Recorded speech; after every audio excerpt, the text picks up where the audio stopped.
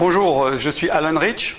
Cette semaine, nous allons commencer une série sur le sujet de la conversion et de la repentance. En fait, c'est un seul sujet, c'est celui de la conversion, mais la repentance fait partie de la conversion. Et je vais l'expliquer dans ces séries-là. Vous pouvez vous dire, bon, moi je suis converti, je suis chrétien depuis longtemps, je sais que je suis converti, c'est un sujet qui ne m'intéresse pas.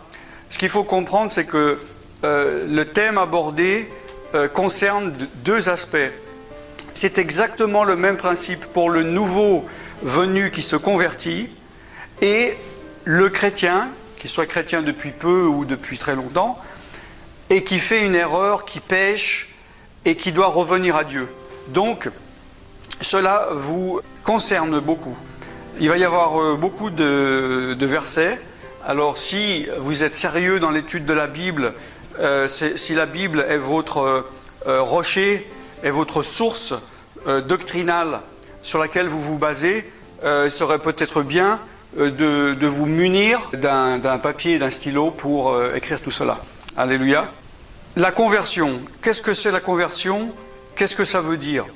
Conversion, en fait, ça veut dire, c'est un tournant, hein, c'est se tourner, n'est-ce pas, à 180 degrés. C'est-à-dire, je marche dans cette direction-là. Si je dis que je vais convertir ma voie, je me convertis, je tourne de l'autre côté, du côté opposé. On utilise ce terme maintenant un peu dans tous les domaines, une conversion politique, professionnelle. Mais en fait, donc, la réalité au niveau biblique, c'est bien d'une conversion totale. Ce n'est pas que je sois là et je change un peu, ou même un quart. C'est vraiment un tournant complet. Je faisais du mal, maintenant je fais du bien. Hein. Je haïssais ceci, maintenant je l'aime. Et il est important donc de comprendre qu'une conversion est un changement total. Et pour venir à Jésus, pour être sauvé, ou bien pour sortir d'un écueil dans lequel on peut être en tant que chrétien, il faut une conversion totale. Il faut un changement complet et total. Amen. Pour se convertir, il faut déjà réaliser que tu es un pécheur. Un pécheur, c'est quelqu'un qui a fait une faute ou des fautes ou qui sent avoir fait quelque chose de mal. Si tu viens à Jésus, si tu es en train d'entendre parler de l'Évangile, il faut que tu saches, que tu réalises que tu es un pécheur, que tu as fait du mal. Si tu es chrétien et que tu as fait quelque chose de mal, que tu reviens à Dieu, la première chose qu'il faut faire, c'est reconnaître ton péché, reconnaître ton erreur, que tu as fait du mal. Tu ne peux pas venir ou revenir à Dieu en faisant comme si rien ne s'était passé et en disant, bon, là, j'arrête, je change, mais c'est pas grave, je fais comme si la chose n'était pas arrivée. Il faut reconnaître, comprendre, prendre conscience que tu es un pécheur. Dans beaucoup de cultures dans le monde et de religions, la notion du péché est très présente. Ce qui s'est passé évidemment en Occident avec le catholicisme, il y a eu un peu une distorsion par rapport à la notion du péché, un peu scinder le mal, le péché en petites catégories et grandes catégories, des péchés plus facilement pardonnables, d'autres moins, des péchés capitaux, etc. Mais aux yeux de Dieu, il y a le péché. Tu as fait une erreur, reconnais-le, avoue-le. C'est aussi simple que ça. Dans notre subconscient collectif, en tant qu'occidental, il y a énormément de personnes qui ont été éduquées avec la notion du péché, et ensuite, arrivés à maturité, quand ils sont un peu adultes, ils veulent rejeter ça. Ils veulent se dire, je ne veux pas me sentir coupable, je veux pouvoir faire ce que j'ai envie, et pas qu'on me dise que c'est mal. Souvent, les personnes se tournent vers des philosophies ou des religions ou des mouvements de pensée orientalistes, de mysticisme oriental ou de religion orientale à base qui est toujours tirée de l'hindouisme ou du bouddhisme, mais le bouddhisme vient de l'hindouisme, sans s'en rendre compte qu'en fait, dans l'hindouisme et le bouddhisme, la notion du péché est très très très présente, et un être humain qui se regarde tel qu'il est, il doit pouvoir arriver à se dire « j'ai fait du mal, je ne suis pas parfait, je suis un pécheur ». Si tu n'arrives pas à reconnaître cela, c'est un premier mur qui est là, qui s'érige, qui peut t'empêcher de te convertir, qui peut t'empêcher de revenir à Dieu. Je dis ça parce que peut-être il y en a maintenant ici qui m'écoutent, qui se disent « mais est-ce qu'il y a une personne sur cette terre qui pense être parfait ou ne pas avoir fait de mal ?» Oui, il y a des personnes pour qui ils ont une mauvaise notion du péché et ils se disent « si j'avoue que je suis pécheur, je suis impardonnable, donc je ne peux pas avouer. » C'est comme il y a des erreurs, des fautes qu'on a fait qui sont tellement impardonnables qu'on ne va pas pouvoir les dire. C'est beaucoup plus facile, évidemment, de dire, d'avouer que voilà, j'ai pris une pomme dans ton frigo sans te demander l'autorisation, que si je dis j'ai tué 10 personnes hier soir. C'est tout à fait normal. Et il y a des personnes, quand ils viennent à Christ, ils vont dire « Ah mais bon, moi je suis une bonne personne, j'ai toujours été une bonne personne, dans le fond je ne suis pas mauvais. » J'ai toujours aidé les autres, etc.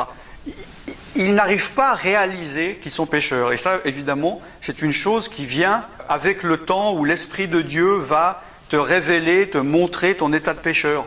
C'est la même chose pour un chrétien qui n'arrive pas à admettre qu'il ne soit pas parfait et qu'il ait fait une erreur.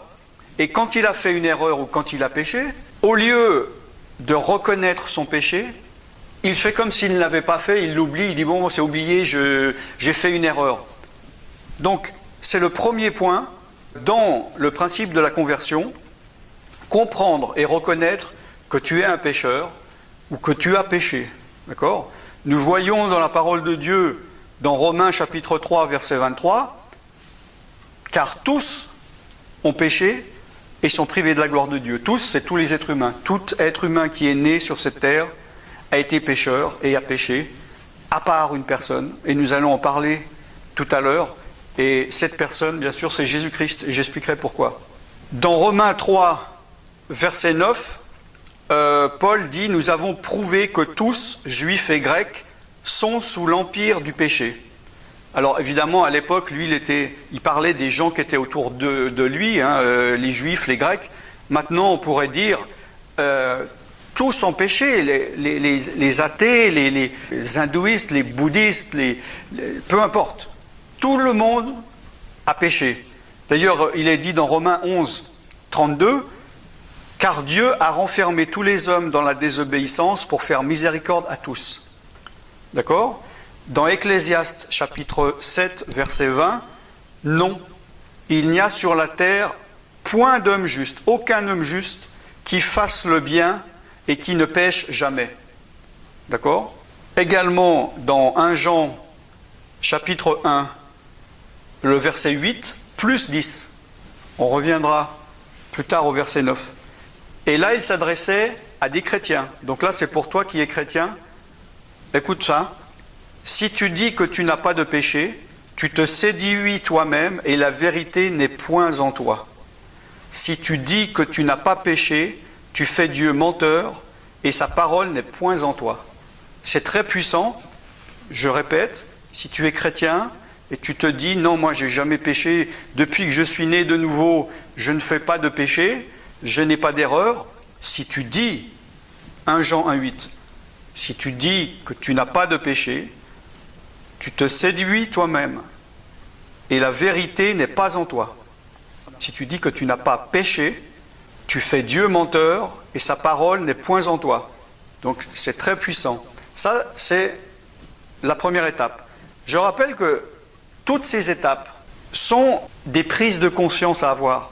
Parce que si tu comprends ça, si tu viens à Dieu d'une manière intellectuelle, en disant quelle est la doctrine, ça m'intéresse, et tu peux arriver intellectuellement à comprendre et à dire, alors c'est quoi la condition ? Ah, je reconnais que je suis pécheur. Oui, bon, d'accord, ok, oui, je ne suis pas parfait, j'ai fait du mal. D'accord, je reconnais que je suis pécheur. Il ne s'agit pas d'une prise de conscience, d'une décision intellectuel d'accepter un point de doctrine. Il s'agit de profondément comprendre et reconnaître que tu es pécheur. D'accord ? Et ça, c'est une grâce de Dieu, ça fait partie du processus de la conversion. Et le plus profondément tu vas vivre, prendre conscience, les points qu'on va voir dans cette série, le plus profondément tu vas être converti et ancré en Jésus. Il y a évidemment beaucoup de personnes qui se convertissent superficiellement parce qu'ils ont un enseignement superficiel. Ils ne vont pas avoir un enseignement exactement ce que l'horreur du péché aux yeux de Dieu et ce qu'ils doivent faire pour s'en détourner. Et donc on ne prend pas au sérieux. Si un enfant, on lui dit depuis petit, ah bon, si tu as une arme et tu tues quelqu'un, c'est pas bien, attention. Est-ce qu'il va avoir la même approche de cet acte que si on lui parle sérieusement en lui disant, tu sais, si tu tues quelqu'un, tu enlèves une vie, tu brises une famille, tu vas passer ta vie en prison, on lui explique, il va avoir une conscience de cet acte, de ce mal beaucoup plus profond. J'étais il n'y a pas longtemps dans un pays, dans une grande église. Par rapport à ce pays, je crois qu'il y avait 2 ou 3 000 membres. Et je voyais que, évidemment, pour avoir autant de monde, cette église ne peut pas faire beaucoup de reproches à ses membres. Et les membres doivent être à l'aise. Et quand il a fait un appel, le pasteur, j'étais content. À la fin, il faisait un appel en disant si quelqu'un veut venir à Jésus. Et il leur a parlé. Mais il n'a jamais parlé à aucun moment de mal, de péché, de repentance. À aucun moment de pourquoi Jésus a dû mourir sur la croix. Il n'a jamais parlé de ça. Il a dit, oh viens Jésus, tu veux ce bonheur, tu veux cette lumière, tu veux cette paix. Ah, Jésus t'accepte tel que tu es. C'est même pas une conversion. C'est une approche. Alors j'espère qu'après, par la suite, il y a un enseignement plus profond et où les personnes vont être ancrées et vont comprendre les valeurs de Dieu et les valeurs de sa parole. Donc le point numéro 1 que nous venons de voir, c'est comprendre et reconnaître que tu es un pécheur. Le message de la semaine prochaine que nous allons continuer dans cette série sur la conversion, nous allons voir le point numéro 2 entre autres, qui est comprendre la conséquence du péché. Comprendre et prendre conscience, comme j'ai dit tout à l'heure, tous ces points ne sont pas seulement quelque chose que tu dois comprendre intellectuellement, mais que tu dois vivre profondément, émotionnellement, du fond de ton être.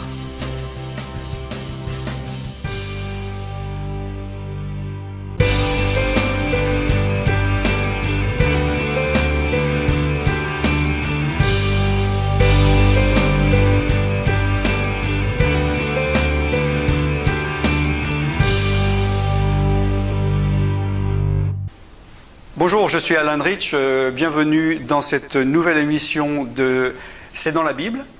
Nous sommes dans une série sur la conversion. Nous avons vu la semaine passée le point numéro 1 de comprendre et reconnaître que tu es un pécheur. Je vous rappelle que cette série sur la conversion ne concerne pas seulement les personnes qui viennent à Christ, mais c'est valable pour un chrétien qui s'est éloigné de Dieu ou a péché. D'accord ? C'est très important de comprendre ça, de faire un parallèle. Si toi tu es chrétien, apprends des choses pour savoir comment une personne se convertit, mais également toi, apprends comment faire si tu es dans une situation de péché ou si un jour tu fais une erreur et tu ne sais pas comment gérer la situation. Donc le point numéro 1 de la semaine passée, c'était comprendre, prendre conscience et reconnaître que tu es un pécheur. Et cette semaine, le point numéro 2, comprendre, prendre conscience, la conséquence du péché. Je ne vais pas faire une émission complète sur l'origine du péché d'Adam et Ève.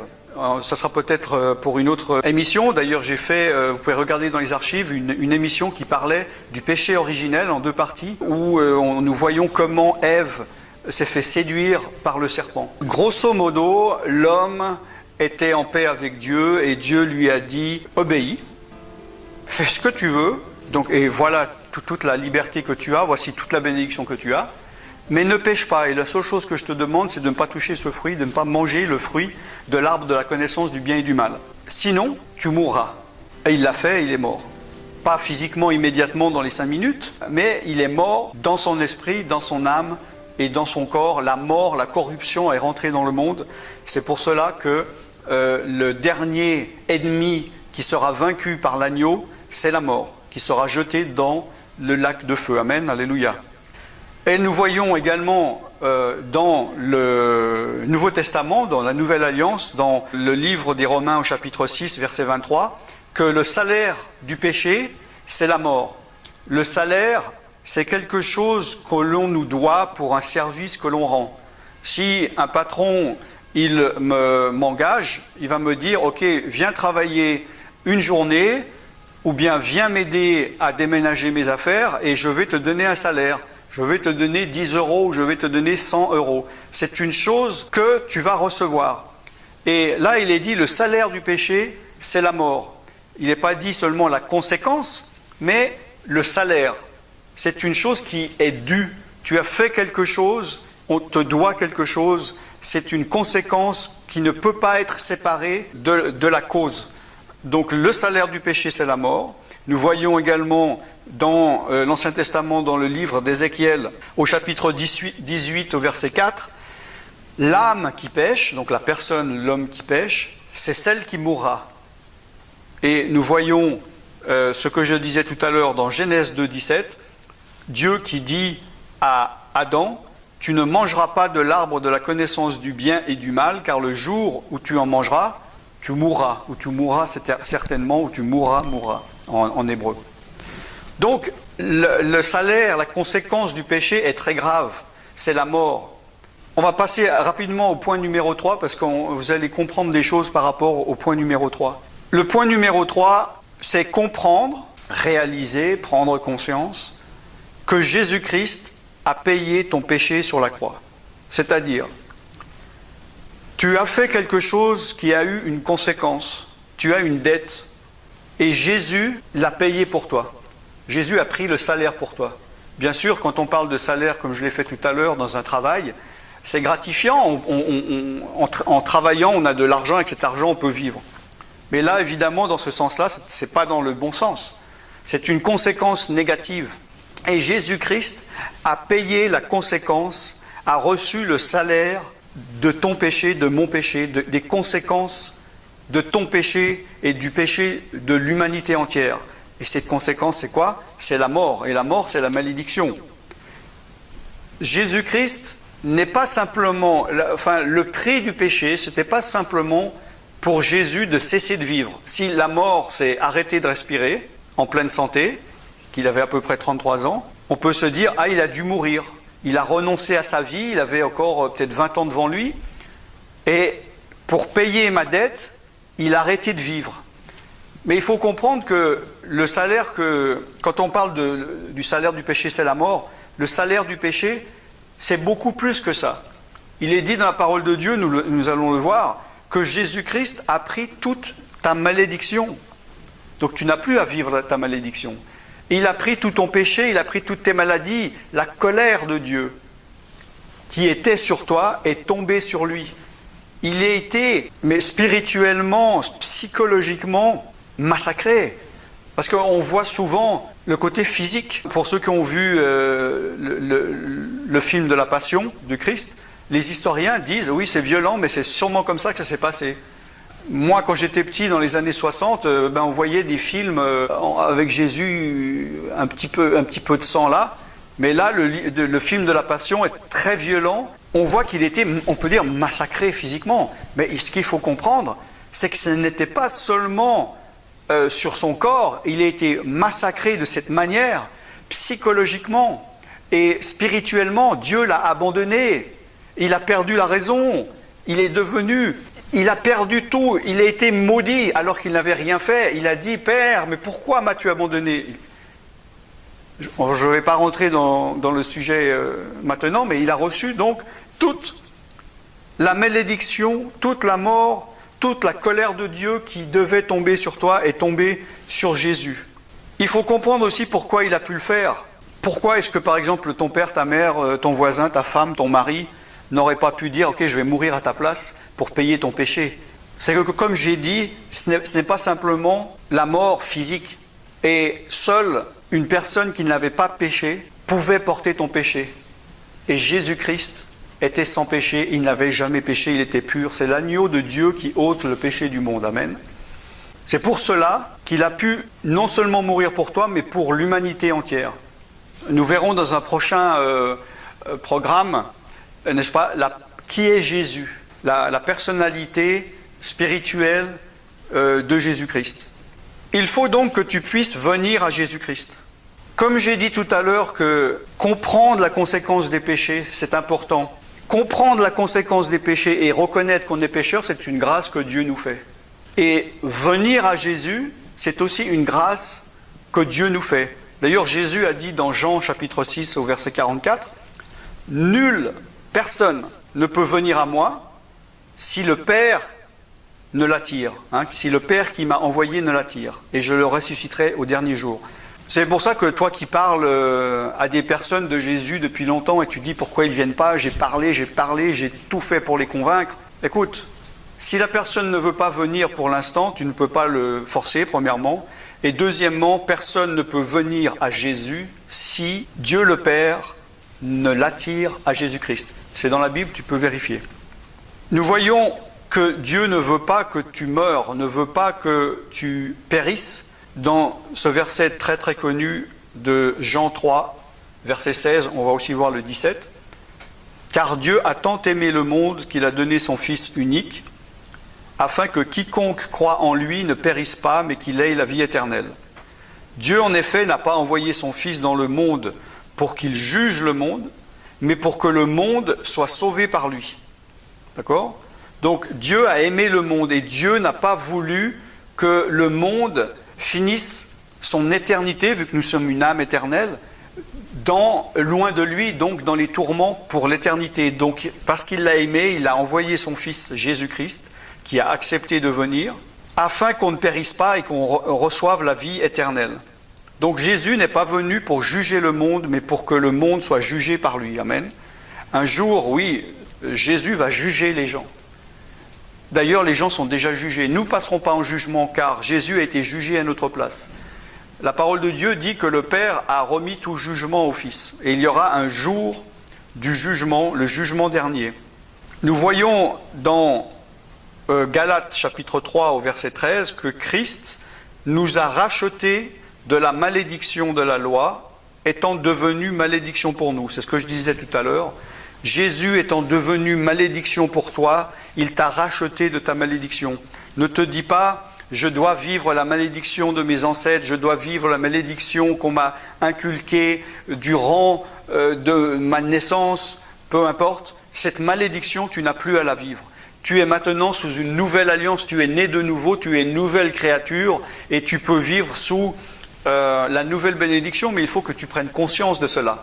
Ce serait comme une personne, un pauvre, très très pauvre, qui fait un héritage et qui gagne 1 milliard d'euros, mais qui ne va pas l'utiliser, qui ne le prend pas et qui ne l'utilise pas et qui continue à vivre comme un pauvre. C'est vraiment dommage. Et là, il s'agit de malédiction et de bénédiction, de vie et de mort. Alors Jésus, évidemment, dans Hébreux 7, au verset 25, il peut parfaitement sauver ceux qui s'approchent de Dieu par lui, car il est toujours vivant pour intercéder en leur faveur. Donc, Jésus intercède en ta faveur si tu as péché. Et il peut t'aider parce qu'il est toujours vivant. Amen. Il est ressuscité de la croix. Il y a un autre verset qu'on va voir, Romains 3, versets 24 à 26. Ils sont déclarés justes par sa grâce. Donc, ils, c'est ceux qui croient, les chrétiens, les croyants. C'est un don que Dieu leur fait. Donc, vous voyez que la grâce de Dieu, le salut, la conversion, c'est un don, c'est un cadeau que Dieu fait. Hein? Comme je dis, c'est pas parce que nous sommes meilleurs que nous venons à Jésus, mais c'est parce que Dieu nous a attirés, c'est un don qu'il a fait. Donc c'est un don que Dieu t'a fait par le moyen de la délivrance apportée par Jésus-Christ. Jésus-Christ est venu pour te sauver, pour te guérir, mais te délivrer. Et c'est une grâce qu'il t'a donnée. Il est venu, par la conversion, pouvoir te délivrer de toi-même, de tes liens spirituels, de tes liens psychologiques. Quand je dis psychologique, c'est lié à l'âme, la psyché, et de tes liens corporels. C'est Jésus que Dieu a offert comme une victime destinée à expier tes péchés pour ceux qui croient en son sacrifice. Donc Jésus a été une victime pour expier, pour payer, si tu veux, tes péchés. Et ce sacrifice montre la justice de Dieu qui a pu laisser impunis les péchés commis autrefois en temps de sa patience. Ce sacrifice montre aussi la justice de Dieu dans le temps présent, car il lui permet d'être juste tout en déclarant juste celui qui croit en Jésus-Christ. Il y avait un salaire à payer, il y avait une conséquence, et Dieu étant juste, il n'aurait pas pu simplement dire « Ok, j'oublie, je fais comme si rien n'était passé ». Parce que, et on va conclure ici pour cette semaine, il faut voir que Dieu est amour, mais Dieu est aussi juste. Et imagine que tu es dans une ville où ton père est le juge de la ville, tu fais une erreur et tu es devant le tribunal. Si il te dit « Oh, c'est mon fils, ok, je ne vais pas passer le jugement, ok, tu es pardonné », ça serait un juge inique, ça serait un juge injuste en tant que juge. Mais il aurait été un bon père. Par contre, si il te condamne, il ne fait aucune considération parce que tu es son fils, on va dire c'est un bon juge. Par contre, c'est un mauvais père. Et ce que Dieu a fait, c'est qu'il a réussi à être un bon juge et un bon père en faisant payer Jésus-Christ. Il n'a bien sûr pas pris Jésus en le forçant à mourir, mais Jésus a accepté de mourir. C'est pour ça que le plan de Dieu est si parfait et que l'amour de Dieu est si parfait, l'amour de Jésus est si parfait et le rachat est si parfait. La semaine prochaine, nous allons continuer la troisième partie où nous voyons comment comprendre, comment prendre conscience que Jésus a tout payé, ton péché sur la croix, il a tout accompli, d'ailleurs c'est ses dernières paroles. À la semaine prochaine, soyez bénis.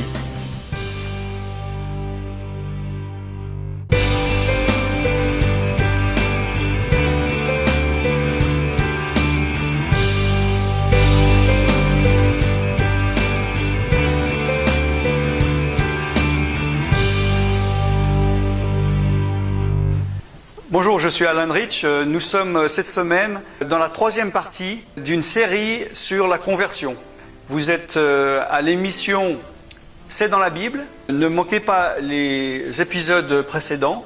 Nous étions au milieu du sujet, du troisième point, qui est de comprendre que Jésus-Christ a payé ton péché sur la croix.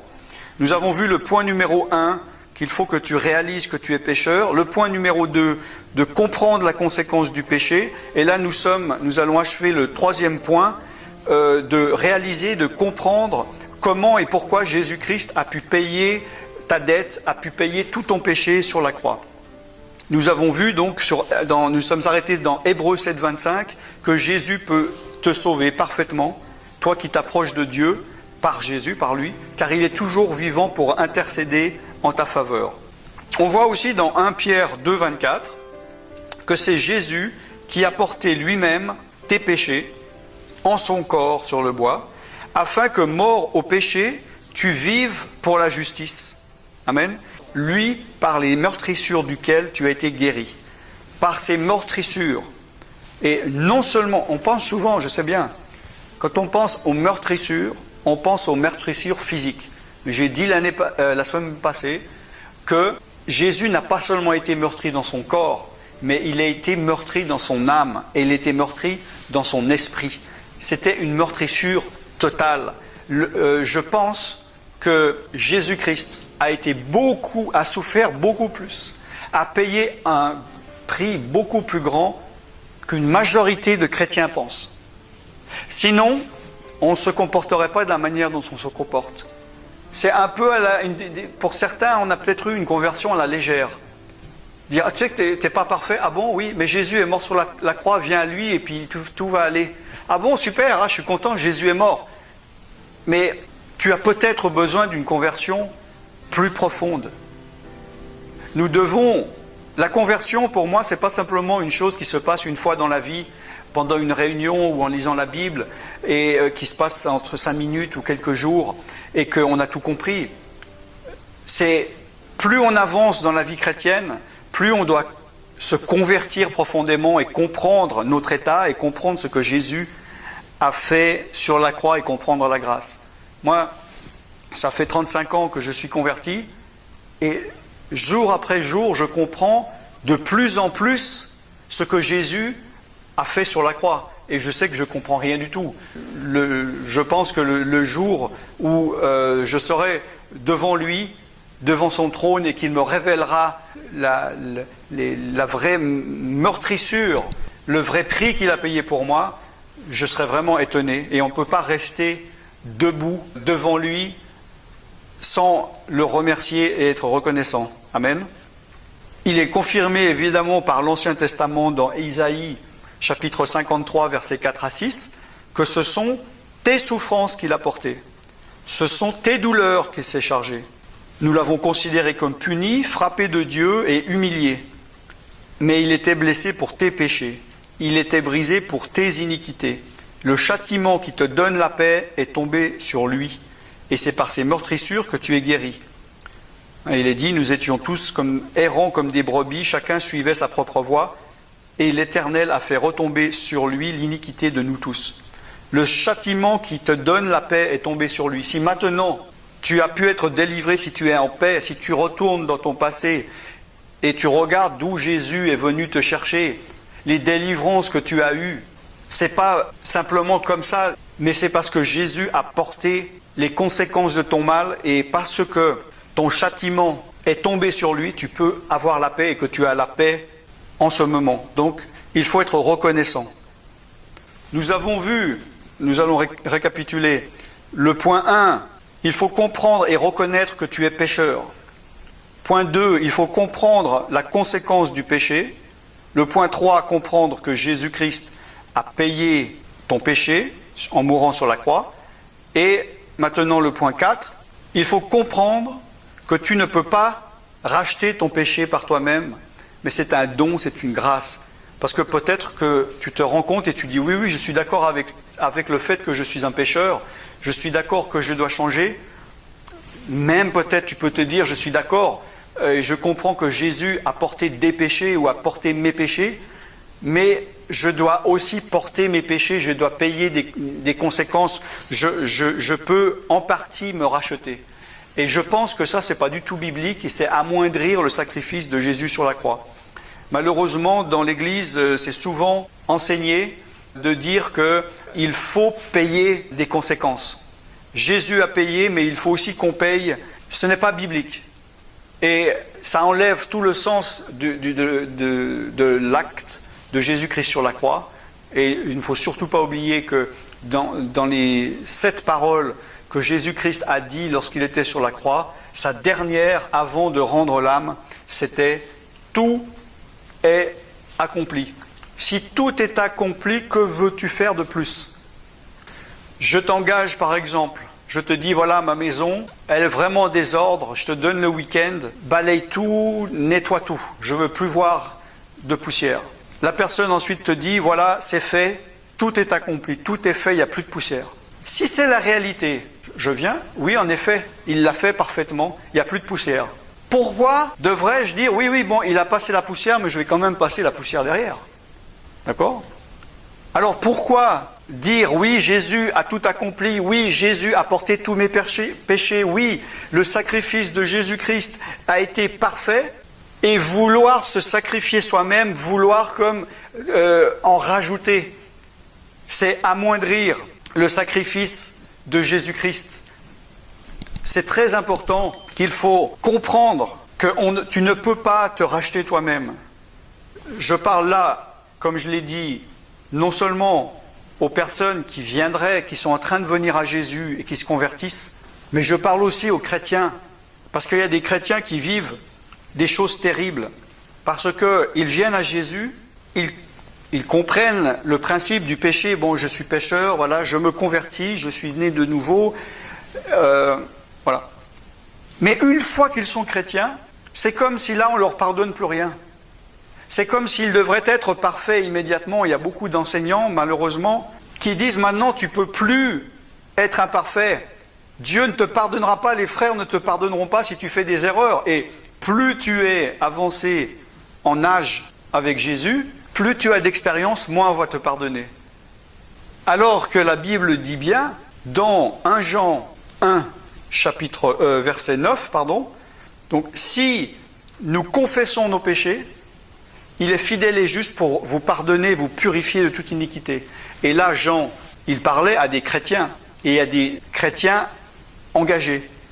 Donc, en tant que chrétien, en tant que croyant, je pense qu'il y en a beaucoup qui pensent deux choses différentes. Une chose, oui, j'ai compris, je suis venu à Jésus un jour, là j'ai été pardonné, je sais que j'ai compris, tous mes péchés anciens sont pardonnés. Mais maintenant, parce que je ne marche pas droit, je n'arrive pas à me pardonner les péchés que j'ai faits en tant que chrétien, et je ne pense pas que Dieu me pardonne parce qu'il veut que je sois parfait.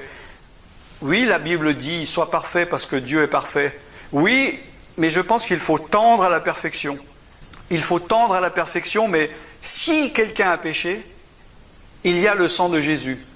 Nous avons vu, il y a 3 semaines, n'est-ce pas, que quand Jean dit au chapitre, toujours 1 Jean, chapitre 1, mais au verset 8 et 11, que si quelqu'un a péché, oui, si quelqu'un a péché, il faut confesser nos péchés. Voilà, si nous disons que nous n'avons pas de péché, nous nous séduisons nous-mêmes et la vérité n'est pas en nous. Si nous disons que nous n'avons pas péché, nous le faisons menteur. Et là, il s'adresse à des chrétiens. Donc là, si tu es chrétien, je te dis à toi, et lis dans la Bible si ce que je dis vient de moi ou de la Bible, je te dis à toi qui es chrétien, si tu dis que tu n'as pas de péché, tu te séduis toi-même et la vérité n'est point en toi. Si tu dis que tu n'as pas péché, tu fais Dieu menteur et sa parole n'est point en toi. Je dis ça pour les personnes qui pensent qu'ils n'ont pas le droit de faire d'erreur en tant que chrétien. Je ne dis pas qu'il faut pécher ou que je dis qu'il faut avoir de la permissivité par rapport au péché. Pas du tout. Je dis que si nous péchons, si nous faisons une erreur parce que nous sommes imparfaits, nous devons savoir, et tu dois comprendre que Jésus est là, il est vivant et il intercède en ta faveur, et si tu confesses tes péchés, il est fidèle et juste, non seulement pour te pardonner, mais en plus te purifier de toute iniquité. Amen. Donc, c'est un don, c'est une grâce, ce pardon, et il faut que tu puisses te pardonner vu que Dieu t'a pardonné. Il y a beaucoup de personnes, comme des catholiques, des bouddhistes, des hindouistes, qui pensent qu'en faisant de bonnes actions, ils peuvent rétablir des erreurs ou des péchés qu'ils ont faits. Nous verrons ceci dans une autre émission sur le sujet de la foi et des œuvres. Mais nous voyons que dans Éphésiens chapitre 2, versets 8 et 9, que c'est par la grâce que tu es sauvé. C'est par le moyen de la foi. Et cela ne vient pas de toi. C'est le don de Dieu. Ce n'est pas par tes œuvres afin que personne ne se glorifie. Donc tu es sauvé par la grâce. Le fait que tu aies entendu parler de Jésus, c'est une grâce. Mais le fait que tu aies voulu changer, que tu aies été attiré à Jésus, c'est une grâce aussi. Tu ne peux pas te dire, moi je suis chrétien, je suis meilleur que mon voisin parce que lui il a entendu parler de Jésus et il n'est pas venu à Jésus. C'est une grâce que tu sois sauvé. C'est par le moyen de la foi, et la foi c'est un don aussi. Et cela ne vient pas de toi, c'est le don de Dieu. C'est écrit dans la parole de Dieu. Ce n'est pas par les œuvres, afin que personne ne te se glorifie. Tu n'es pas sauvé par tes œuvres, et en tant que chrétien, tu n'es pas pardonné parce que tu vas faire des œuvres. Tu ne peux pas dire, oh là là, j'ai une dette de péché, je vais augmenter ma dîme, je vais donner des dons, je vais aller en mission, je vais nettoyer l'église pendant une année pour que Dieu me pardonne. On ne peut pas. C'est seulement par le sang de Jésus que tu peux être pardonné. Amen. On voit aussi dans Romains 3 à 24, nous sommes justifiés par la grâce de Dieu par le moyen de la rédemption qui est en Jésus-Christ. Nous sommes justifiés par la grâce. Qu'est-ce que la grâce ? Une grâce, c'est une faveur non méritée. Amen. Et dans Romains 6, 23, le don gratuit de Dieu, c'est la vie éternelle en Jésus-Christ, notre Sauveur, notre Seigneur. Le don gratuit. Don, ça veut déjà dire cadeau. Et là, il est dit, tu te rends compte ? Un cadeau gratuit. Est-ce que tu as déjà fait un cadeau à quelqu'un pour ensuite lui dire « tu me dois 10 €? Est-ce que c'est un cadeau? Donc là, c'est vraiment, ils insistent vraiment que c'est un don gratuit. Tu ne peux pas donner quelque chose. Il se peut peut-être, je vais te dire, tiens, je vais te donner, est-ce que tu peux me donner un coup de main? Oui, tu viens me donner un coup de main, comme ça, par amitié. Puis après, je pourrais te dire à la fin, tiens, tu m'as quand même aidé, voilà 100 €. Mais si la personne, elle dit, non, c'est vraiment un coup de main gratuit, tu ne me dois rien et je ne veux rien prendre. Un cadeau, c'est par définition gratuite. Et là, c'est un don qui est gratuit. Le fait d'être justifié, le fait d'avoir reçu la vie éternelle. Amen. Cela amène au point final, qui est le point numéro 5, qui est que tout ce processus doit amener à la repentance. Alors, la repentance est un point mal compris, c'est pour ça que nous allons y dédier une émission complète la semaine prochaine sur ce 5e et dernier point. Donc je me réjouis de vous retrouver la semaine prochaine pour parler du sujet de la repentance. Je suis Alan Rich, vous êtes dans l'émission C'est dans la Bible et je vous revois la semaine prochaine. Soyez bénis, merci beaucoup. Bye bye.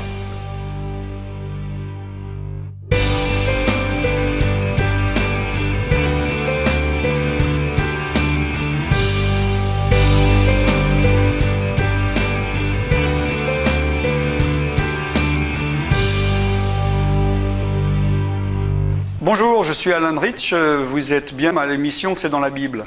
Nous sommes actuellement dans une série d'émissions sur la conversion. Nous avons vu 4 points, là et nous sommes dans le 5e et dernier point.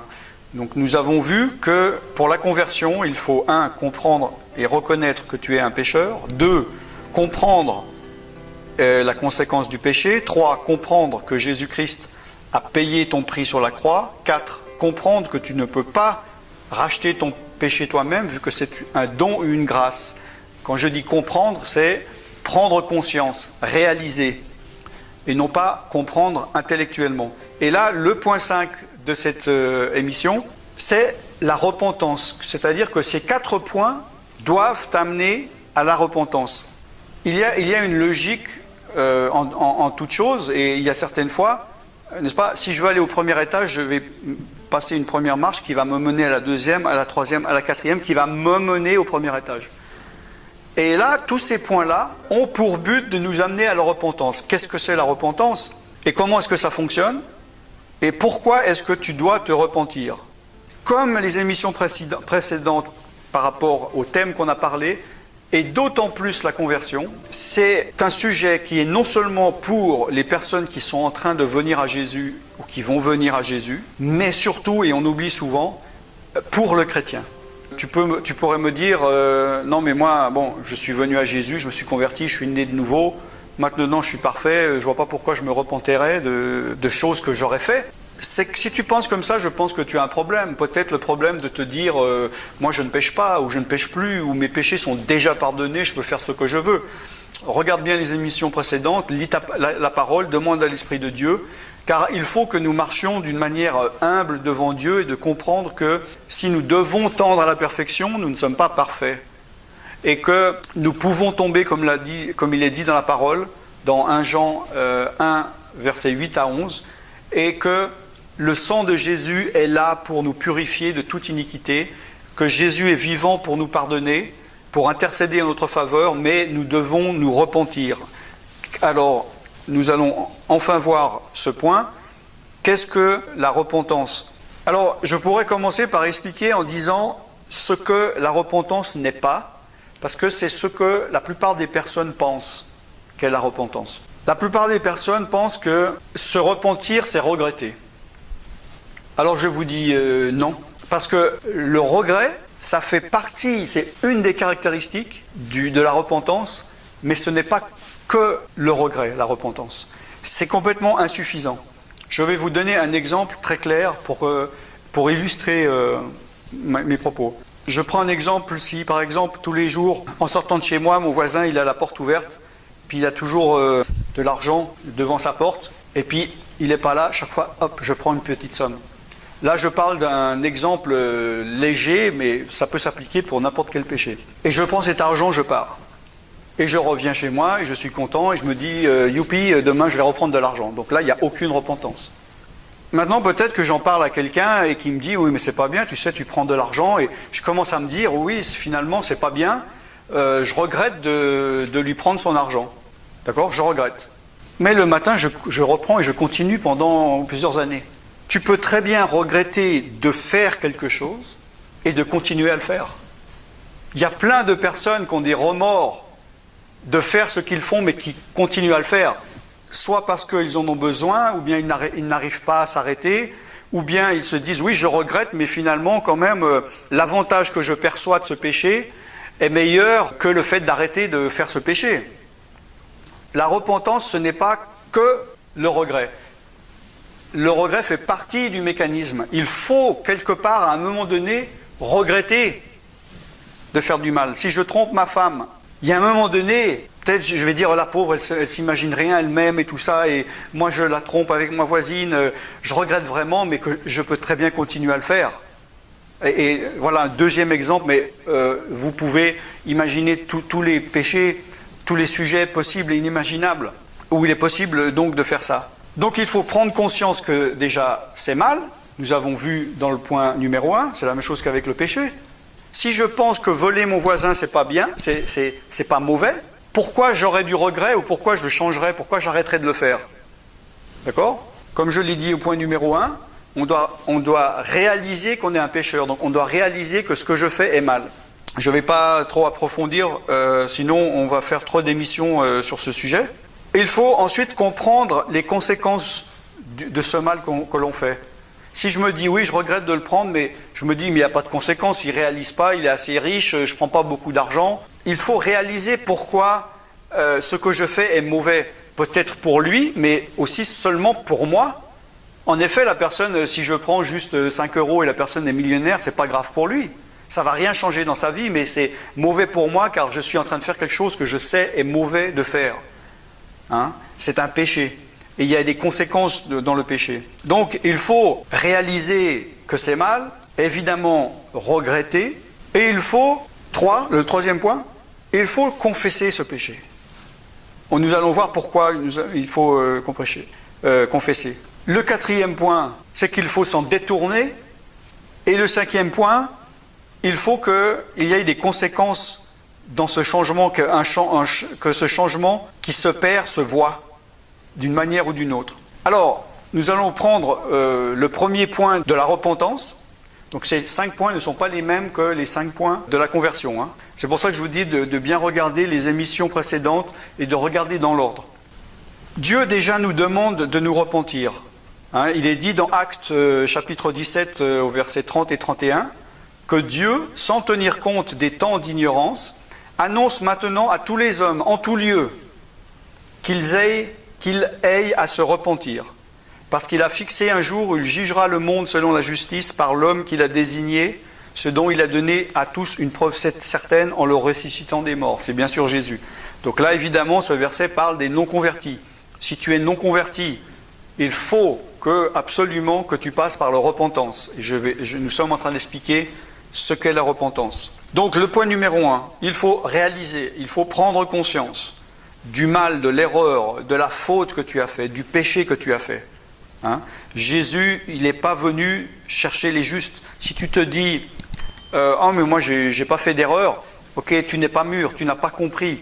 Il faut que, comme nous l'avons vu, que tu réalises que tu es pécheur. Il est dit dans Luc chapitre 5 au verset 32, Jésus lui-même a dit, je ne suis pas venu appeler à la repentance des justes, mais des pécheurs.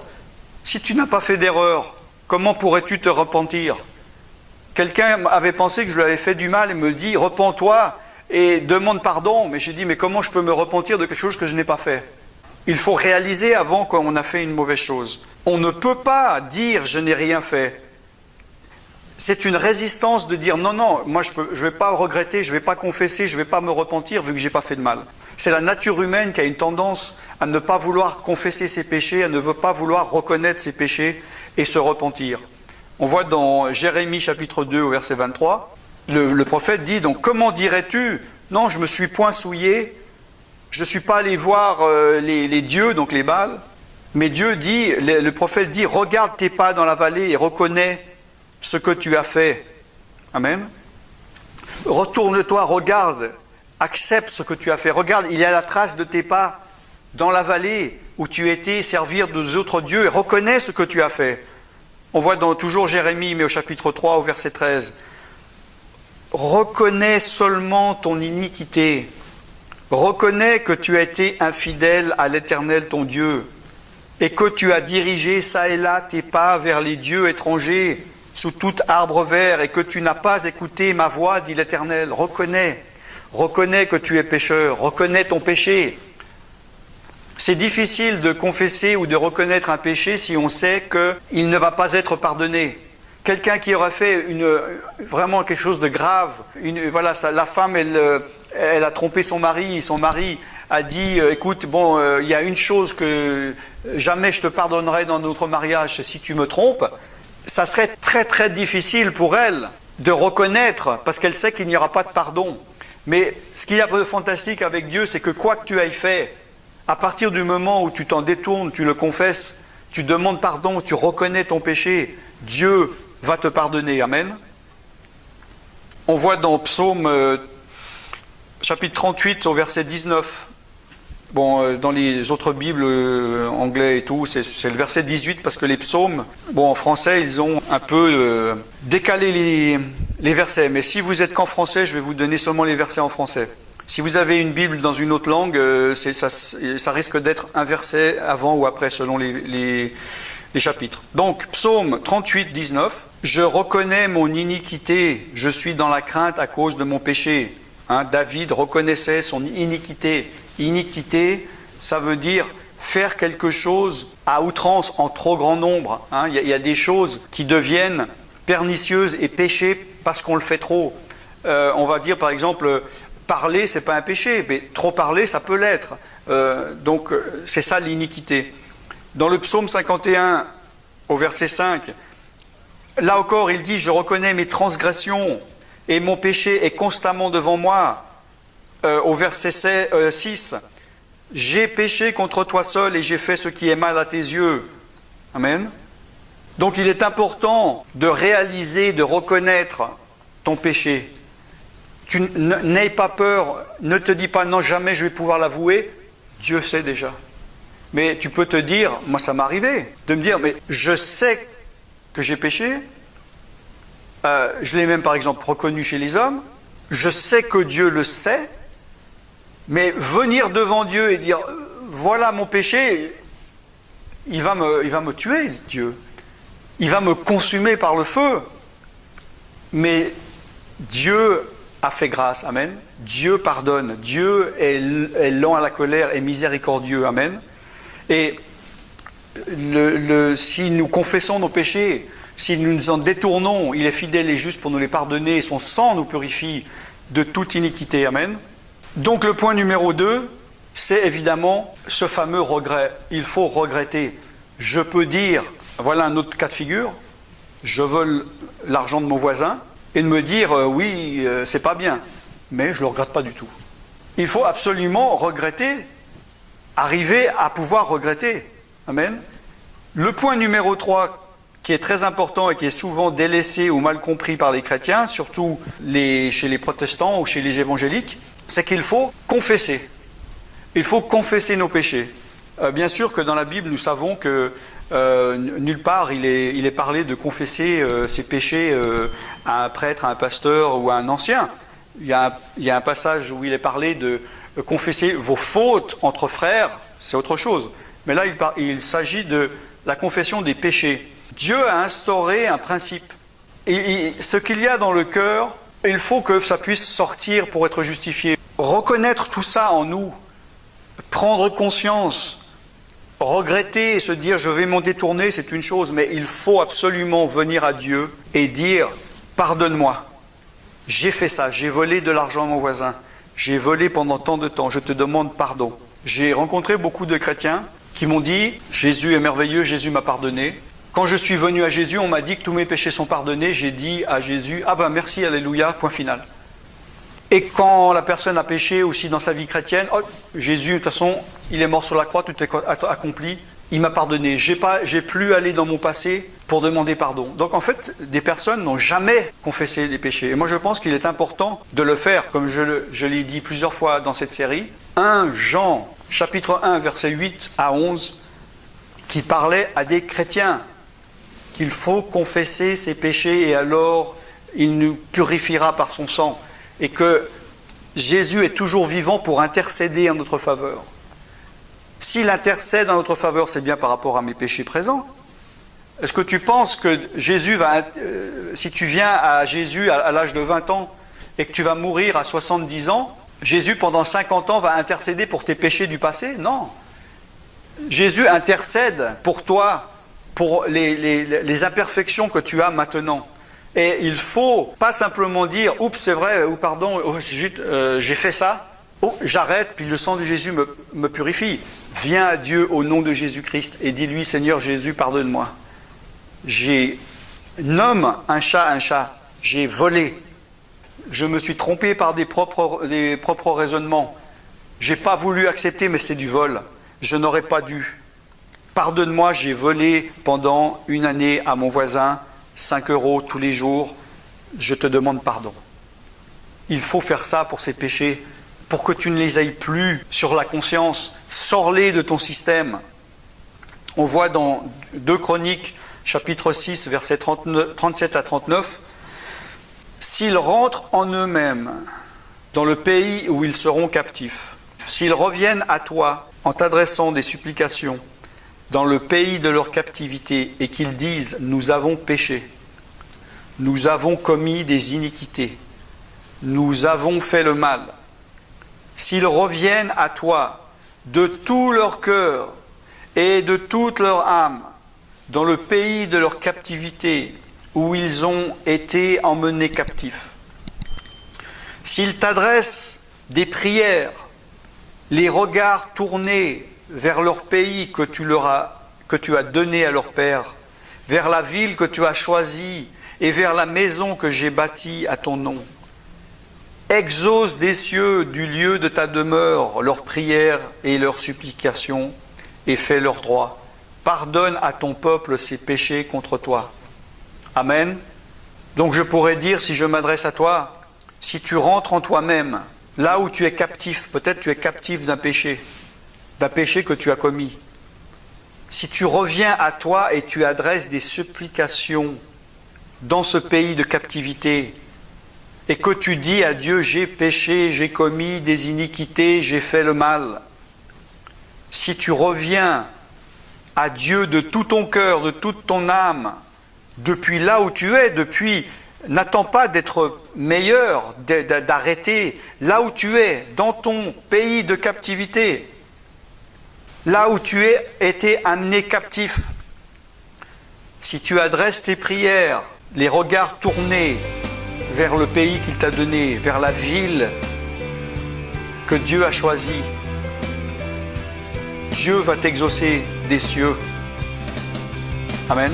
Il va exaucer tes prières et tes supplications et te faire droit. Il va pardonner les péchés que tu as commis contre lui. Amen.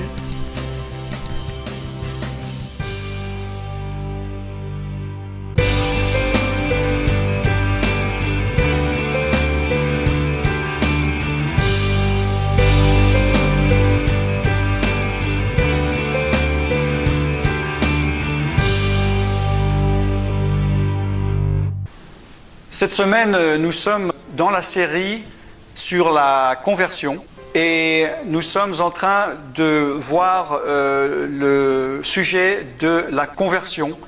Nous sommes dans 5 points d'explication de la conversion. 1.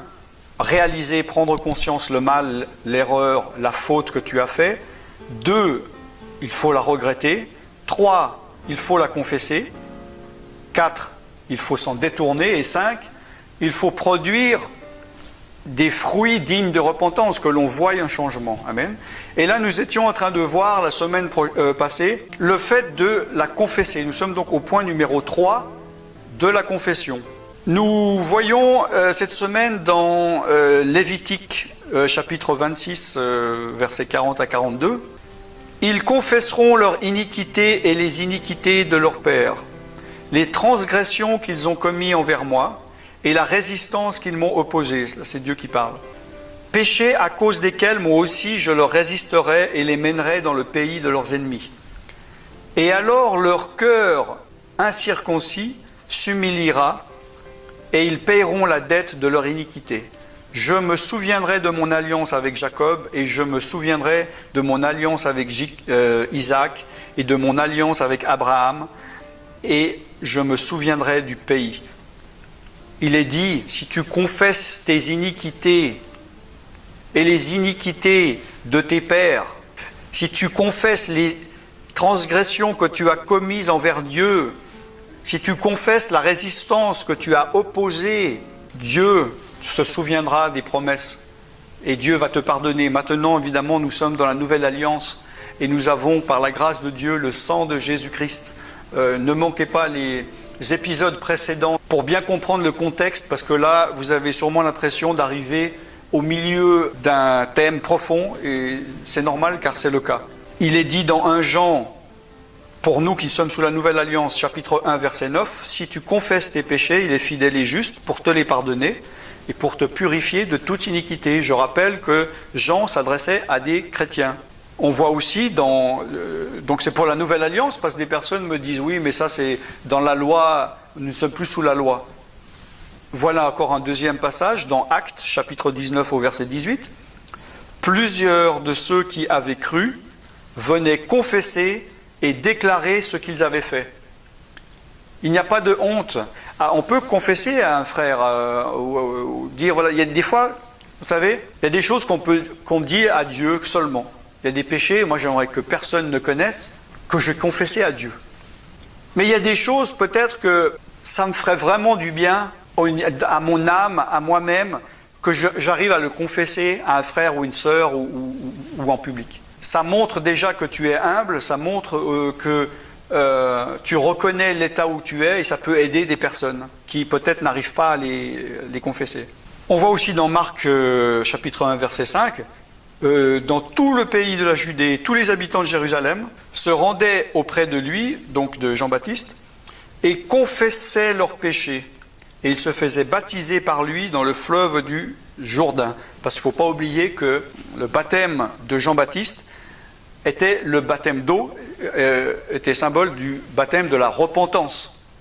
Et ensuite, Jésus, lui, a donné le baptême du Saint-Esprit, mais sans avoir passé symboliquement d'abord par le baptême de la repentance, on ne peut pas avoir le baptême du Saint-Esprit. Nous allons voir ça dans d'autres émissions à venir. Dans Proverbes chapitre 28 au verset 13, « Celui qui cache ses transgressions ne prospère point, mais celui qui les avoue et les délaisse obtient miséricorde. » Amen. Si tu caches tes transgressions à Dieu, ou même à toi-même, tu ne veux pas les reconnaître, ou bien peut-être à une personne, écoute, si tu as volé de l'argent à ton voisin, ça serait quand même bien un jour d'aller lui dire, excuse-moi, je t'ai volé ton argent, je vais te le rendre. D'accord ? Mais si tu caches tes transgressions à Dieu, tu ne prospères pas. Mais si tu les avoues et tu les délaisses, tu obtiens miséricorde. Donc là, nous voyons le principe de la repentance dont j'ai parlé la semaine passée, que la repentance n'est pas seulement regretter, n'est pas seulement avouer, ou bien n'est pas seulement regretter et avouer, mais est également délaisser, est également s'en détourner, arrêter de le faire. Et là, il est dit, celui qui les avoue et délaisse, alors il obtient miséricorde. Car celui qui ne le fait que avouer et ne les délaisse pas, n'obtient pas miséricorde. Amen. Dans le psaume 32 au verset 5, David dit, parle à Dieu, il dit, je t'ai fait connaître mon péché et je t'ai pas caché mon iniquité. J'ai dit, j'avouerai mes transgressions à l'Éternel et tu as effacé la peine de mon péché. Amen. Le péché cause une peine. On a un problème de conscience. On ne se sent pas bien. Et tant que c'est dans notre système, on sent mal. Et comment ça doit sortir? Comment expulser ça? Ça sort par la bouche, en confessant son péché et en arrêtant de le faire. Il faut que ça sorte de la conscience. Il y a des personnes, s'il y a des policiers qui écoutent maintenant, ou des personnes qui ont été des bandits comme moi, vous devez savoir qu'à un moment donné, même s'il n'y a pas de preuve, il y a des gens, ils craquent et ils vont avouer parce qu'ils disent « il faut que je libère ma conscience, j'en peux plus, c'est trop lourd ». Et quand ils se libèrent, ils se sentent mieux. Nous arrivons dans le point numéro 4, de s'en détourner. On voit par exemple dans Ézéchiel chapitre 18 du verset 28-31, « S'il ouvre les yeux et se détourne de toutes les transgressions qu'il a commises, il vivra et il ne mourra pas. Revenez et détournez-vous de toutes vos transgressions afin que l'iniquité ne cause pas votre ruine. Rejetez loin de vous toutes les transgressions par lesquelles vous avez péché. Faites-vous un cœur nouveau et un esprit nouveau. Pourquoi mourriez-vous, maison d'Israël ? » Si tu ouvres tes yeux, c'est-à-dire, on est tous pareils, il y a des péchés, je dis, je veux pas les gérer. Je ferme mes yeux, c'est comme si je ne le vois pas. Hein? S'il y a un problème en face, c'est facile de fermer les yeux. Et Dieu te dit aujourd'hui, ouvre tes yeux. Reconnais ce qu'il y a en face de toi, reconnais. Hein? Si tu ouvres les yeux et tu te détournes de toutes les transgressions que tu as commises, tu vivras, tu ne mourras pas. Reviens et détourne-toi de toutes tes transgressions, afin que l'iniquité ne cause pas ta ruine. L'iniquité, ça cause la ruine. On se sent mal, comme j'ai dit, on a un poids, on n'a pas la paix. Rejette loin de toi toutes les transgressions par lesquelles tu as péché. Fais-toi un cœur nouveau et un esprit nouveau. Laisse-toi renouveler par l'Esprit de Dieu. Amen. Pourquoi mourrais-tu ? Et dans Colossiens chapitre 3, versets 5 à 9, fais mourir les membres qui sont sur la terre. L'impudicité, l'impureté, les passions, les mauvais désirs, la cupidité, qui est une idolâtrie. C'est à cause de ces choses que la colère de Dieu vient sur les fils de la rébellion, parmi lesquels vous marchiez autrefois lorsque vous viviez dans ces péchés. Mais maintenant que tu t'es converti, maintenant que tu te repens, renonce à toutes ces choses, à la colère, à l'animosité, à la méchanceté, à la calomnie, aux paroles déshonnêtes qui pourraient sortir de ta bouche. Amen. Ne mentez pas les uns les autres, vous étant dépouillés du vieil homme et de ses œuvres. Par la repentance, il y a un changement. Dans 1 Samuel chapitre 7, verset 3, « Si c'est de tout ton cœur que tu reviens à l'Éternel, ôte du milieu de toi les dieux étrangers, les péchés, les choses que tu ne dois pas avoir. Dirige ton cœur vers l'Éternel et sers-le lui seul. Et il te délivrera de la main des Philistins. » Les Philistins, c'est le symbole des ennemis. Est-ce que tu as un ennemi? Est-ce que tu as un péché qui domine dans ta vie que tu n'arrives pas à combattre?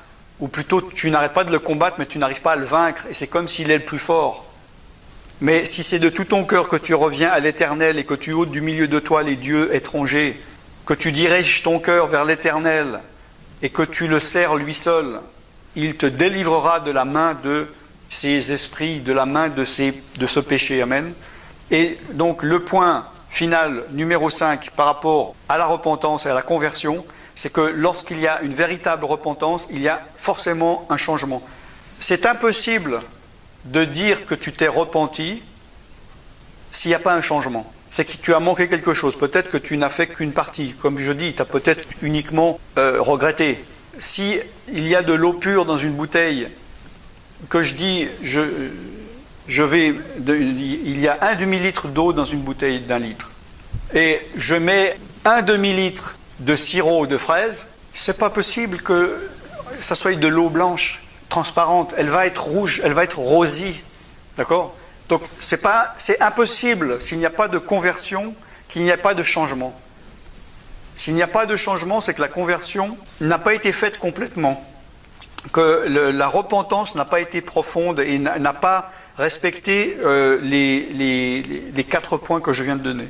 On voit donc dans Matthieu 3, au verset 8 et 11, plus 11, il est dit « Produis donc du fruit digne de la repentance. » Jean a dit « Moi, je vous baptise d'eau pour vous amener à la repentance. » Amen. Le but était la repentance. Dans Acte 26, au verset 20, ceux de Damas d'abord, puis à Jérusalem, dans toute la Judée et chez les païens, Paul dit « J'ai prêché la repentance et la conversion à Dieu avec la pratique d'œuvres dignes de la repentance. » Donc, Paul prêchait la repentance, la conversion, comme on a parlé de ces dernières semaines, avec la pratique d'œuvres dignes de la repentance. C'est-à-dire que la pratique de bonnes œuvres vient après, c'est une conséquence de la conversion et de la repentance. Et ce n'est pas par des bonnes œuvres qu'on arrive à se racheter une bonne conduite ou à arriver à changer. C'est uniquement par la repentance profonde et par la conversion profonde que nous arrivons à changer et à avoir des fruits dignes de la repentance. Alors, nous allons voir la semaine prochaine la dernière partie concernant la repentance qui va introduire le message d'après, parce que le but et la suite de la conversion et de la repentance complète et parfaite, c'est de pouvoir recevoir la promesse qui est le baptême du Saint-Esprit ou recevoir l'Esprit de Dieu en soi. Et je rappelle que ceci est aussi valable pour un non-chrétien qui n'a jamais eu l'Esprit que pour un chrétien qui se serait éloigné et dont l'Esprit de Dieu c'est comme éteint et il n'a plus les bénédictions d'avant. Si tu respectes ces points-là, tu pourras à nouveau baigner dans l'onction de l'Esprit de Dieu. Alléluia.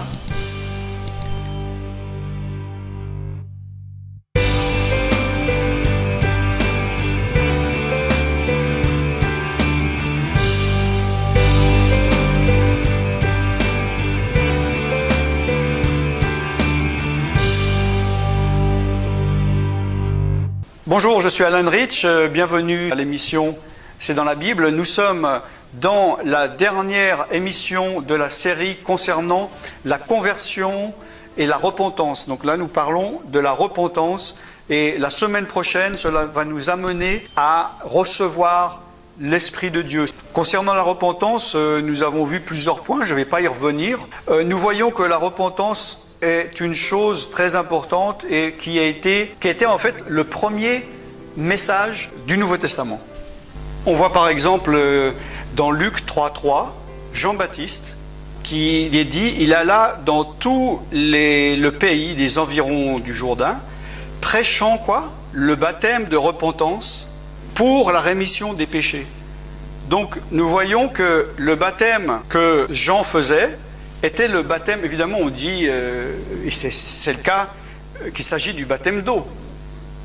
Il plongeait les corps dans l'eau, mais ce n'est pas cet acte extérieur qui purifie l'âme ou l'esprit. C'est symbolique, c'est un acte que nous devons faire pour obéir, car c'est ce que Jésus nous a demandé de faire.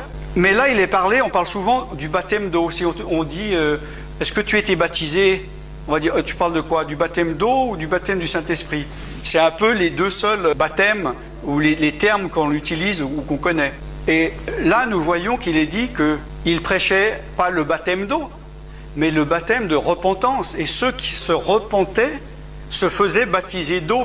Donc il y avait d'abord le principe de repentance. Maintenant, malheureusement, dans l'Église moderne de la fin des temps, nous sommes un peu dans la conversion superficielle de faire des chrétiens à la chaîne. Et on va vite te dire, ah, maintenant tu es membre, ok, il faut que tu fasses baptiser, c'est quoi? Que tu ailles dans l'eau pour être d'accord de suivre Jésus. Ah bon, d'accord, je vais le faire alors. C'est le baptême de repentance. S'il n'y a pas de repentance profonde, à quoi sert de plonger son corps dans l'eau? Si c'est pour après dire je n'avais pas vraiment compris ce que je faisais. Et ce baptême de repentance, il est là pourquoi ? Pour la rémission des péchés, pour le pardon des péchés. Donc, pour être pardonné d'un péché, il faut se repentir. Comme je l'ai dit les semaines précédentes, ce n'est pas seulement valable pour un non-chrétien qui vient à Jésus, mais pour un chrétien qui a péché, qui s'est éloigné. Pour être pardonné et justifié de son péché, il faut se repentir. Et il faut suivre les 4 étapes que j'ai parlé les semaines précédentes. Donc il y a eu Jean-Baptiste qui a prêché le baptême de repentance. Et une chose très intéressante, vraiment un jour l'Esprit de Dieu m'a montré ça, ça paraît tellement évident, mais j'ai peut-être vu ça 30 ans après ma conversion. Ça m'a frappé, comme souvent les choses avec l'Esprit de Dieu dans la Bible, il y a des choses qui sont là sous notre nez et qu'on ne fait pas attention.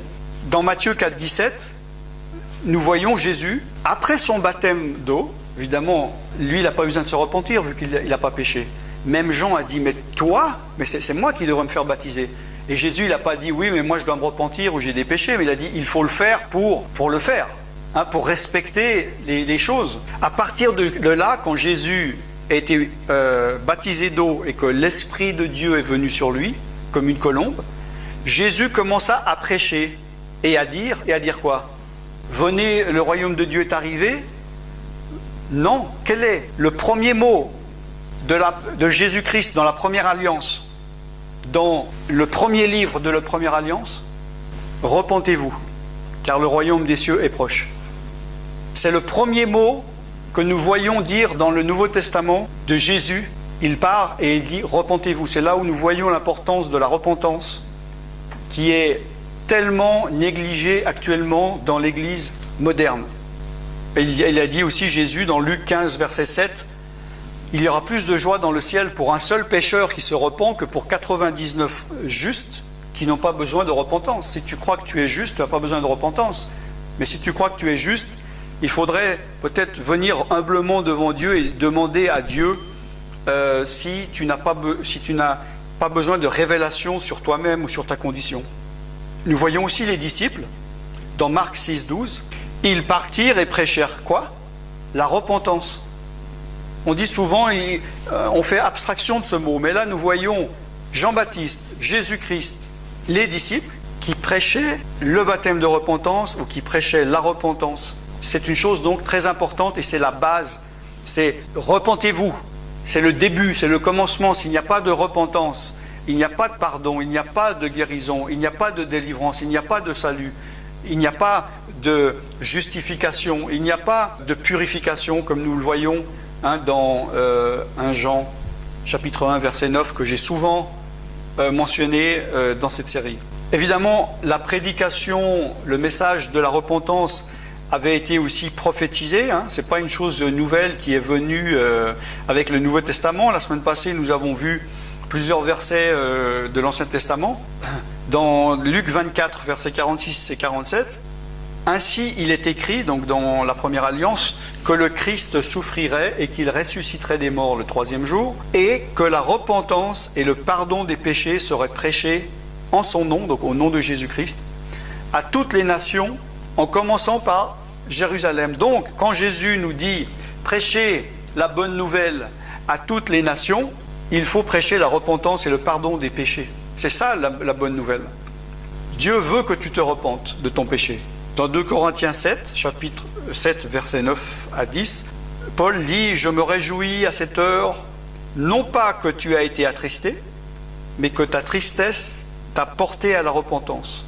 Car tu as été attristé selon Dieu, afin de ne recevoir de notre part aucun dommage.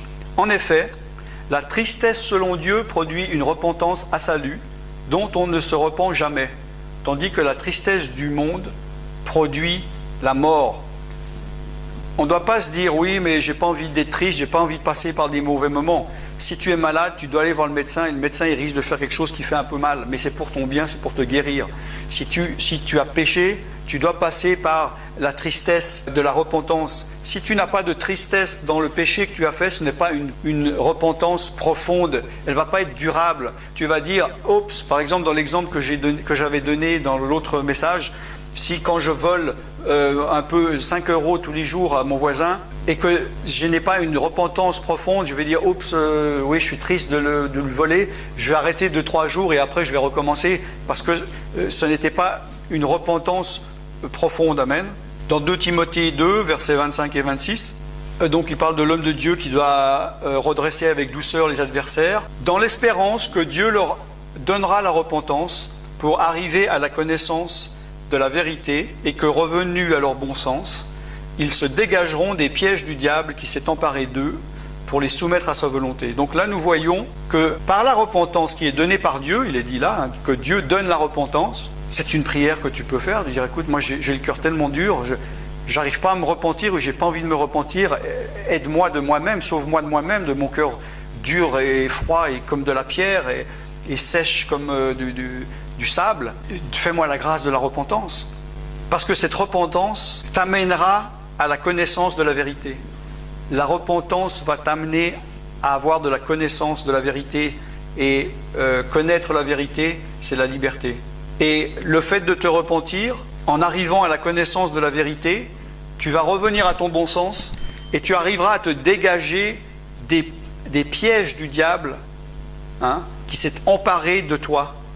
Parce que le diable, il t'a attrapé pour te soumettre à sa volonté et tu es dans des pièges, tu es englué dans des péchés et tu n'arrives pas à t'en dégager. Pour t'en dégager, tu dois commencer par la repentance pour arriver à la connaissance, pour savoir comment arriver à te dégager de ce piège du diable et ne plus faire la volonté du diable, mais commencer à faire la volonté de Dieu. Amen.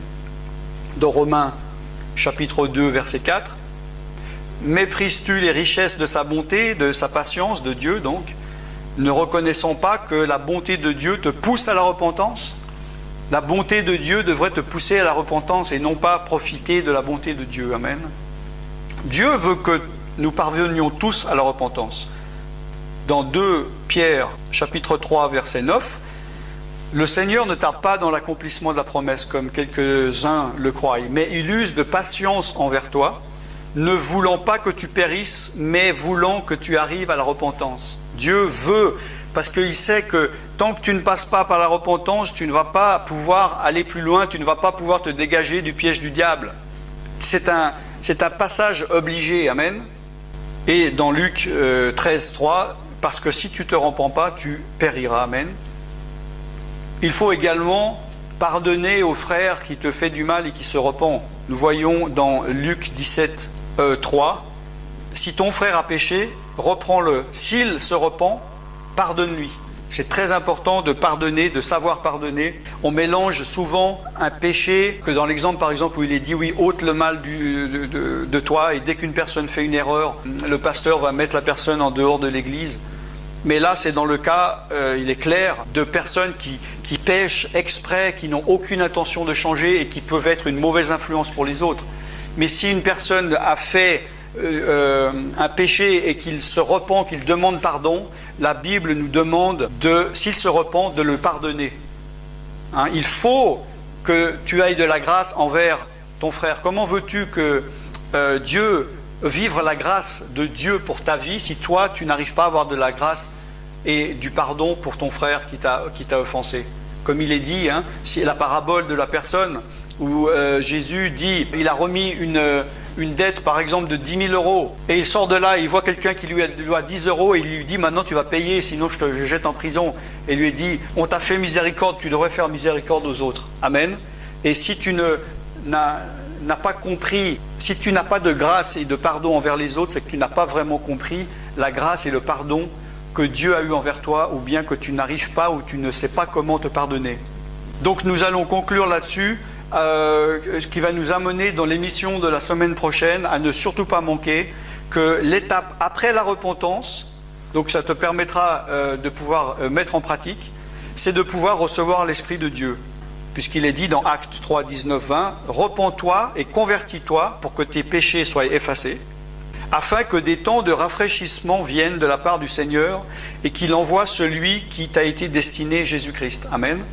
Donc, comme je l'ai dit tout à l'heure, le fait de se repentir, de se convertir et recevoir l'Esprit de Dieu, ce n'est pas seulement un message pour les non-convertis qui n'ont pas l'Esprit de Dieu, mais c'est vrai pour des personnes, des chrétiens, même si ça fait 5 ans, 10 ans, 15 ans, 20 ans, 30 ans que tu es chrétien, que tu as l'Esprit de Dieu, que tu prêches l'Évangile, que tu es pasteur, que tu parles en langue. Si tu as péché, tu t'es éloigné de Dieu et que tu as perdu cette joie, tu as perdu la puissance du Saint-Esprit, si tu reviens de tout ton cœur, si tu t'humilies, Dieu va te donner un rafraîchissement, va te redonner la joie de l'Esprit. Malheureusement, peut-être que tes frères ne vont pas te pardonner. Je connais l'exemple, malheureusement, d'un frère d'une dénomination que je ne nommerai pas, qui avait été un pasteur élevé en responsabilité, et parce que pendant des années, plus de 20 ans ou 30 ans, et parce qu'il avait trompé sa femme, quand il s'est repenti et qu'il est revenu, et personne n'a voulu le pardonner, toutes les portes se sont fermées, plus personne n'a voulu avoir affaire avec lui, et il portait ce poids de péché. Mais comment peux-tu ne pas pardonner un péché que Dieu a pardonné? Comment ne peux-tu pas montrer de la grâce et du pardon alors que où serais-tu toi si Dieu ne t'avait pas fait la grâce ou le pardon? Si c'est le cas, c'est que tu te mets en dessus de lui, ou que tu penses que tu es justifié par tes propres œuvres, ou que tu n'es pas pécheur. Dans ce cas, il faut que tu te repentes. J'espère que ces séries des dernières semaines sur la conversion et la repentance t'ont fortifié et t'ont aidé, et je sais que ta vie va être et peut être complètement transformée si au moins tu mettras et tu vas mettre en pratique ce que tu viens d'entendre. Je suis Alan Rich et je vous dis à très bientôt. Bye bye.